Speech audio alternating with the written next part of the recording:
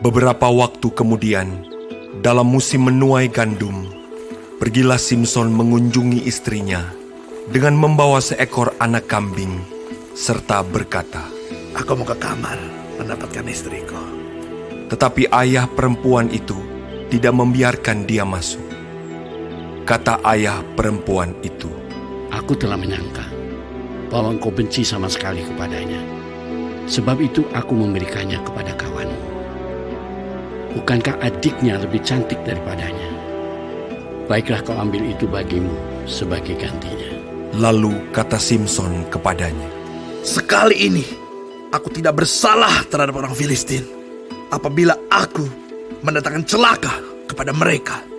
Maka pergilah Simson, ditangkapnya 300 anjing hutan, diambilnya obor, diikatnya ekor dengan ekor, dan ditaruhnya sebuah obor di antara tiap-tiap 2 ekor. Kemudian dinyalakannya obor itu, dan dilepaskannya anjing-anjing hutan itu ke gandum yang belum dituai kepunyaan orang Filistin, sehingga terbakarlah tumpukan-tumpukan gandum dan gandum yang belum dituai, dan kebun-kebun pohon zaitun. Berkatalah orang Filistin, "Siapakah yang melakukan ini?" Orang menjawab, "Simson, menantu orang Timna itu. Sebab orang itu telah mengambil istri Simson dan memberikannya kepada kawannya." Kemudian pergilah orang Filistin ke sana dan membakar perempuan itu beserta ayahnya. Lalu berkatalah Simson kepada mereka, "Jika kamu berbuat demikian, sesungguhnya aku takkan berhenti sebelum aku membalaskannya kepada kamu." Dan dengan pukulan yang hebat, ia meremukkan tulang-tulang mereka. Lalu pergilah ia dan tinggal dalam gua di bukit batu etam.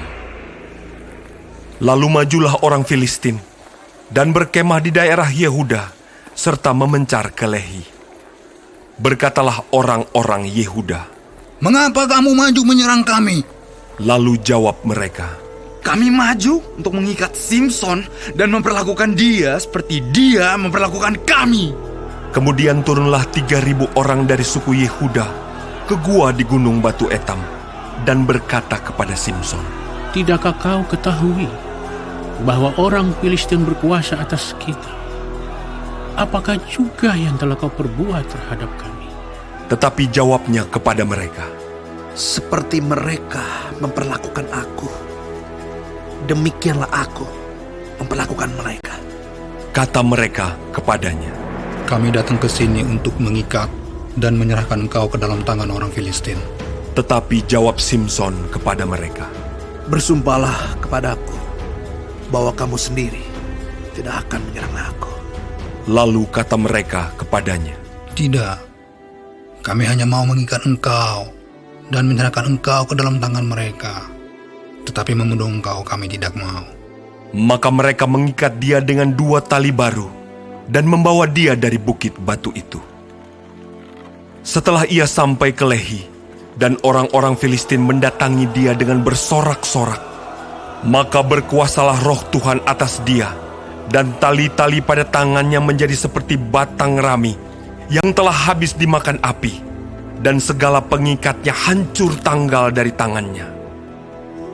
Kemudian ia menemui sebuah tulang rahang keledai yang masih baru. Diulurkannya tangannya, dipungutnya, dan dipukulnya mati 1.000 orang dengan tulang itu. Berkatalah Simson, "Dengan rahang keledai, bangsa keledai itu kuhajar. Dengan rahang keledai, 1.000 orang kupukul." Setelah berkata demikian, dilemparnya tulang rahang itu dari tangannya. Kemudian dinamailah tempat itu Ramat Lehi. Ketika ia sangat haus, berserulah ia kepada Tuhan, "Oleh tangan hamba-Mu ini telah Kau berikan kemenangan yang besar itu. Masakan sekarang aku akan mati kehausan dan jatuh ke dalam tangan orang-orang yang tidak bersurat itu?" Kemudian Allah membelah liang batu yang di Lehi itu, dan keluarlah air dari situ. ia minum, lalu menjadi kuat dan segar kembali.